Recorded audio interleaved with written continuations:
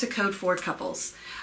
So I sometimes listen to people and I hear them talk in a roundabout way. I feel like they circle around what they're really trying to say, but don't ever really like directly communicate what they're saying. And I thought, dang, that must be exhausting, because what they're doing is like, just get to the point. I don't know about y'all, but at least with my guy, he's like, just get to the point, get to the point. And there's times that I really want to tell a story, and there's times when I really just need to kind of be direct in my communication. And sometimes it's difficult to figure out what we want to say. So when I was putting this together, I thought, you know what? I'm calling this the hardest, easiest way to communicate. Because the thing is that it's so easy to communicate directly, but it seems to be so hard to do. So that's what we're going to talk about today, is how do you become more direct with your communication? Because the fact is that the time that we have with our spouses is really precious. And so if we can be direct with our communication, it's going to save time, it's going to save emotional energy, and just overall just help us have stronger relationships. So I thought about, like, why are people not direct? What is it that causes them to not really say what they want to say? And I think a lot of people will say, well, I'm afraid of hurting the other person's feelings. Another thing people say, and I kind of think this sometimes, is like, I don't think what I'm thinking is worth saying. Or I'm reacting and not really thinking about what's going on inside. Maybe I'm not aware of my own feelings. Sometimes people blame other people instead of taking ownership of their own stuff. You know, if you think about it, like, so today, he hates it when I do this, but so today, we had a meeting about our budget, and we were talking about our finances, and I was going through things, and I was like, what's this $800 thing with the car? And he's like, well, I told you I had to get the brakes replaced. I was like, oh my gosh, I thought it was going to be like $200 or $300. I had no idea it was going to be $800. And I wanted to say, you know what, you should have told me that, you know, blah, blah, blah, blah. And I thought, you know what, I didn't ask any questions. And so sometimes we want to blame other people as opposed to taking ownership, because whose responsibility? He told me he was getting the brakes replaced, but I didn't ask. I just said, okay. And I'm the budget girl. So that was my fault. But that's like me taking ownership. And I think a lot of people struggle with that. So why we don't say anything, we blame instead of taking ownership. The other thing that drives me bananas, and ladies, we are so guilty of this sometimes, they should just know. That is crap. Nobody is in your head, and you did not come with an instruction manual. So to think that somebody is just gonna know what you're thinking or feeling is false. And you have to actually say. So one of the things, so we came up with a recent situation at Thanksgiving, and we had thought about how we do this Friendsgiving thing.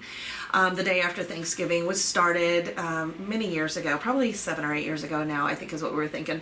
And we had planned a small crowd, and we had invited these certain people over, and we were absolutely not going to do like Thanksgiving stuff. We weren't going to have a turkey. We weren't going to have certain items, but that is not how it went. Now, we love everybody who came. That's not the problem. It's just that hubby and I had an idea of what this was going to look like. It was going to be more of an, intimate for us is like 14 people, but, you know, more of an intimate intimate Thanksgiving kind of gathering. And instead we had like 23 people, and I failed to even set a chair for myself. So there you go. So I'll tell you what happened, but about that later, because that's something that required me to be direct in my communication about something that I was feeling. So, it just got blown up, and I was really upset about what happened. So I'm going to come back to that, but that's kind of what prompted this as well. So saying something indirectly, sometimes like I talked about, sometimes we blame other people. We're maybe not aware of our own feelings or our own needs. Sometimes we don't think about what is it that we really want and need from the other person, and or maybe what we really want and need for ourselves. And we don't think about that and take time to really kind of analyze it. So I think the other reason why people maybe say things indirectly or say nothing at all is because they're afraid of not being heard or being dismissed.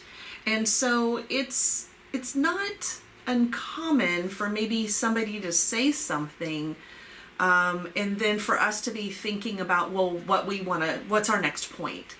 And so sometimes people aren't direct with their communication because they're the past experiences, they haven't been heard, and so they have to approach it in kind of a backdoor approach.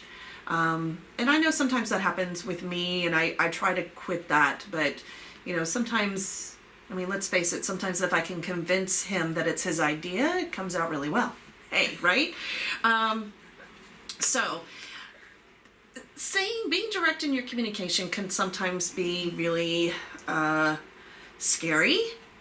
Not scary as in like, oh, I'm so scared and this is fearful, but like scary in the sense that, oh my God, I'm going to throw up scary. You can call it vulnerability if you want to.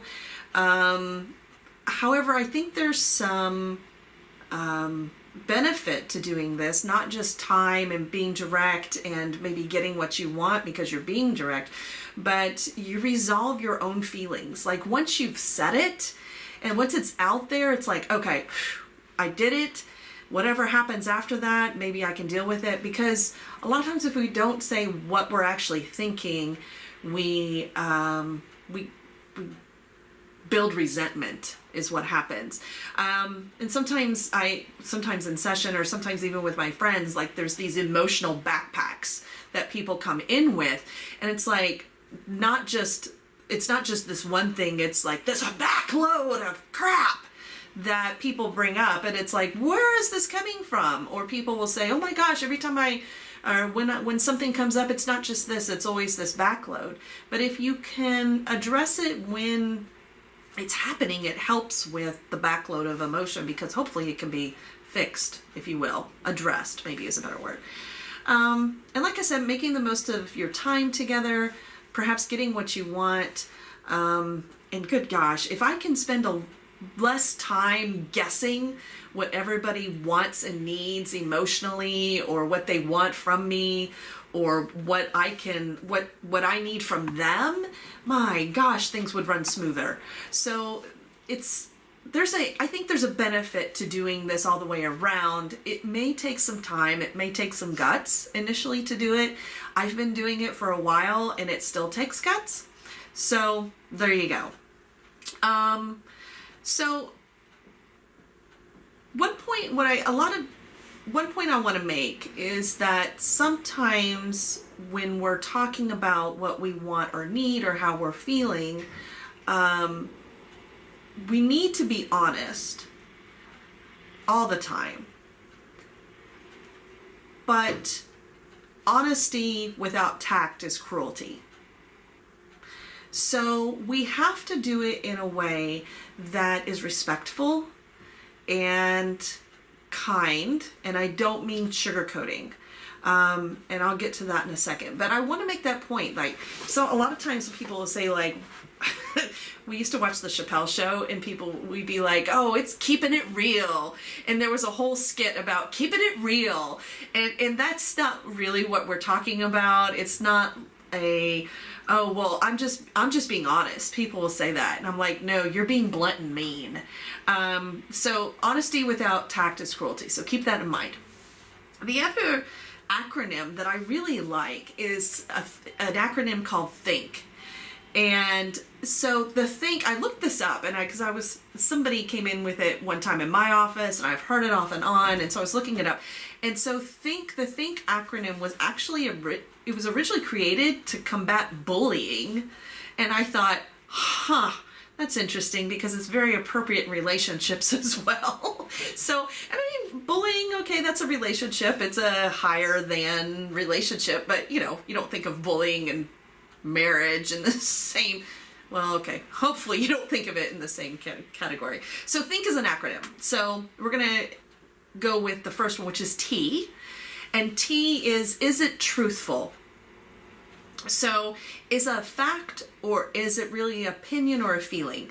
And whichever it is fine. It can be a fact, it can be an opinion, it can be a feeling, but be clear about what it is. So one of the things that I tell a lot of people is that if it's a feeling, then say I feel and give the feeling, not I feel that. Well, then that's your opinion.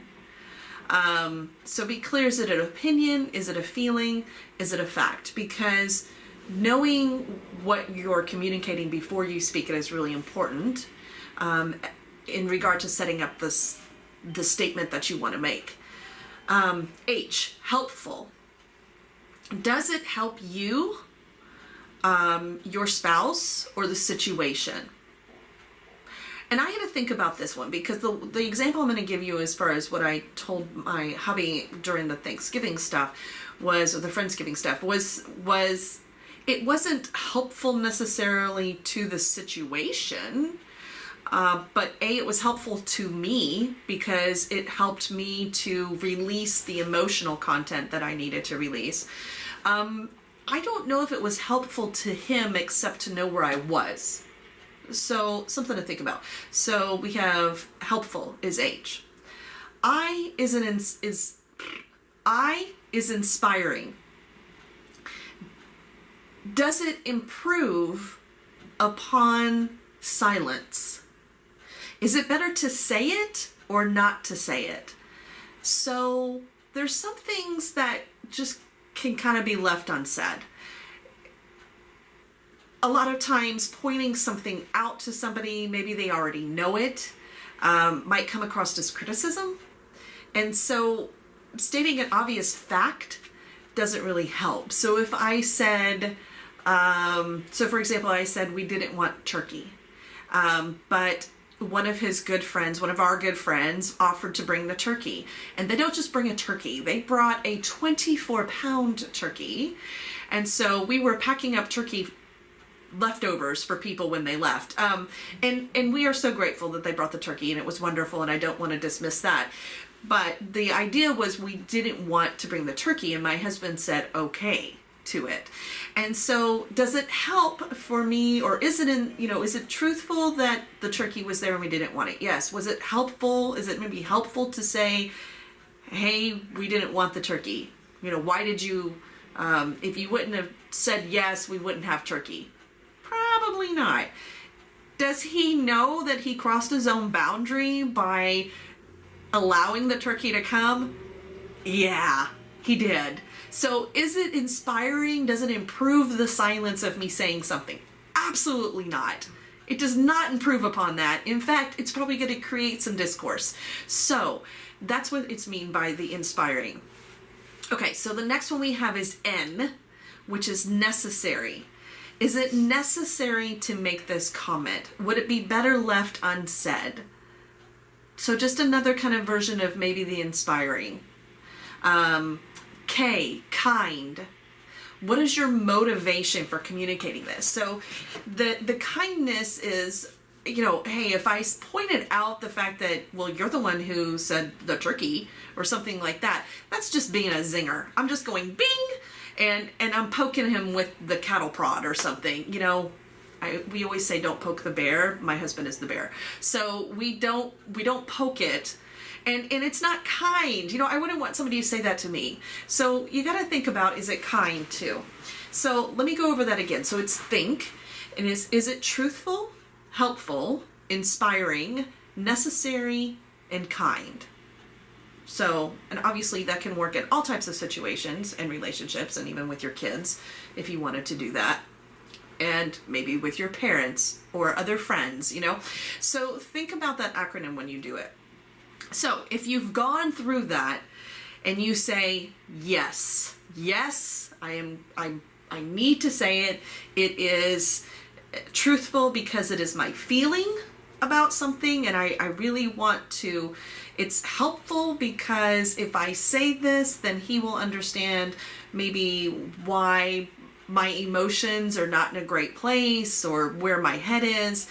Is it inspiring? Does it improve upon the silence? Yes, because I would probably be stewing in my silence and he needs to know where I am. Is it necessary? Or better left unsaid? Yes, it was necessary because if I left it unsaid, it would go into that resentment backpack. And so, yes. Kind. So kind, that's the last one. What's the motivation for the communication? And how can I make it kind? Sometimes we trip over our words. And once again, remember, we're talking about being direct in our communication and not being wishy-washy and kind of, well, you know, we said this, but we're doing this. So we want to be direct. So this is where, I don't know if I've shared this before, but I'm going to share it again. If I haven't, it's new to you. So it's called the soft startup. And this is a way to approach a conversation and say what you want to say. It doesn't necessarily have to involve feedback. It can just be acknowledgement. So sometimes I also think people over-explain, and I'm going to give you a dissertation before I get to my point and kind of back up everything that I'm going to tell you in order to justify the way I think or feel. You don't have to do that. The way you think is just fine, and the way you feel is just fine. So it's okay for you to just own it. I think what's uncomfortable is to sit in the fact that whoever you're saying this to may or may not agree, and a lot of us are not comfortable with somebody being uncomfortable with what we're saying or thinking or feeling. So I'm not saying everybody out there is a people pleaser. However, you know, if you say something and you get crickets, it's kind of uncomfortable after you say it. But you gotta say it. So, but what we have a tendency to do is like, well, okay, let me tell you why. And just shut up. Don't say it. Just say your statement and be done. So soft startup, let's talk about that. So the soft startup is, I feel, and this is where you state a feeling and not I feel like, I feel because blank. What I need or would appreciate is blank. So in this, you've got to first kind of think this through in your head. You know, a lot of times for me, what I want to start off with is the because. And usually I want to start with the because I can like knock that other person, or it justifies what I'm saying.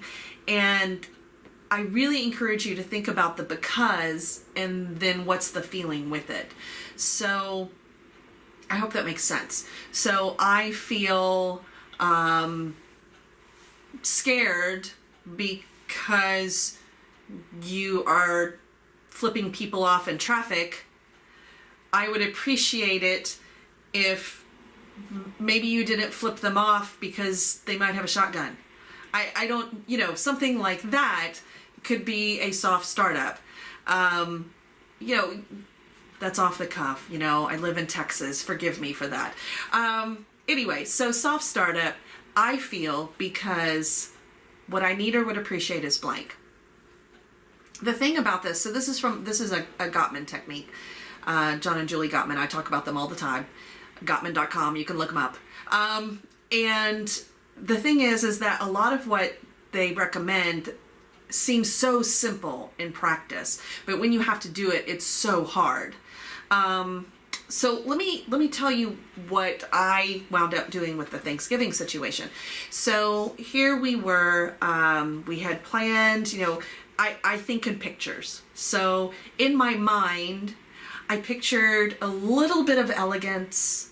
I pictured sitting down, and we were going to be serving our guests in courses, and they were going to have these small plates, and we were going to have a different wine with each course, and it was just going to be like very much like clink clink with our wine glasses, and just very mellow, and that's not what it was becoming. And so I had to figure out what I wanted to say about this, because it was under my skin, and I realized that I was probably being a little snarky to my husband, because he says yes a lot to his friends, and I think that's great. I am known as the boundary queen, so so there's that. There's a conflict for us there. So he went to go get wine on Wednesday before Thanksgiving. And so he was at Total Wine picking up some wine. No, Total Wine did not just give me any money for that, but you know, hey, there you go. So he's picking up wine and called me about something, and I told him he was just going to get like one course of wine, and I said, no, I really, you know, can we stick with having 3 courses of wine? That way we were at least kind of going along with what we were thinking originally. So he said, yes, I get it. So we hung up the phone, and he called me back about something like almost immediately. And I had been thinking after I hung up the phone, I really need to tell him how I'm feeling. And so when he called back, I took a breath, and I was like, okay, I need to tell you something. And of course he's like, oh great, what did I screw up? I'm like, no, it's not that. I just need you to listen. This is another thing that he and I have set up. I just need you to listen. I don't need you to fix this for me, because he's a fixer. That's his job, right? He goes in there and rescues people, and that's what he thinks he needs me to do. And so this is like 17 years of practice, parentheses, training. Anyway, so this is, you know, we've set this up, and he knows, like, when I say, no, I just need you to listen, that he's supposed to just listen. So what I wound up saying is, I feel really sad and disappointed that our original vision of how we wanted Thanksgiving isn't working out. What I just need you to know is that I'm feeling that way. And just keep that in mind. And that's all I needed to say. So I didn't need necessarily anything from him. I just needed him to know that was what was going on with me. And there was this, so on the other end, there's this long pause. And I'm like, okay. So there's this pause. And then he says, I know, me too. I said, okay, great. That's all I wanted to say. He's like, all right, you know, and love you, bye, kind of things. And that's all I needed. All I needed him was to hear me and say, yes, I get that. I get that you are feeling disappointed. I also feel that way. And I'm like, score, let that one go. But it was because I was being really direct in my communication that we were able to come to the point, say exactly what I was feeling and needing, and move on. Because in the past, I'll be honest, what I would have said is like, wow, this just isn't really turning out the way we thought. You know, it seems like there's a lot of people coming, and gosh, we're having turkey and brisket, and all we wanted was pulled pork. Like, that's what I would have done. And that's just annoying. Let's face it. It's annoying. It's a little passive aggressive probably. And I just would not have been direct. And do you get like how much more pleasant it is to just for somebody to go, yeah, I'm really kind of sad and disappointed it didn't work out. Yeah, me too. Done. Mic drop. You're done. As opposed to be like beating around the bush. And it's like, what are you trying to get to? What's the... Well, I don't know, like blah, blah, blah. Oh my gosh. So once again, it's kind of like that. That's why I called it like the hardest, easiest way to communicate. It seems so easy to communicate what you're wanting or needing, but it's so hard because you have to do like some prep work in there. So some of the other things, like if you're really wanting help with the laundry, you don't say things like, gosh, wow, I've done 4 loads of laundry today. Good for you. That's nice. Good for you for doing 4 loads of laundry. You know what? If you want help with the laundry, you say, hey, you know what? I am really overwhelmed, and because I've been doing a lot, and I would really appreciate if you could fold these for me while you're watching TV. Done. Direct. Score. You put like money in the love jar bank. It's perfect, but it's so hard to do when you're used to kind of coming in the back door, being passive aggressive. So I hope that helps. Use the think scenario, use the think acronym that you have, use the soft startup, and make sure that you are honest with your communication, that you're straightforward, and just remember, honesty without tact is cruelty.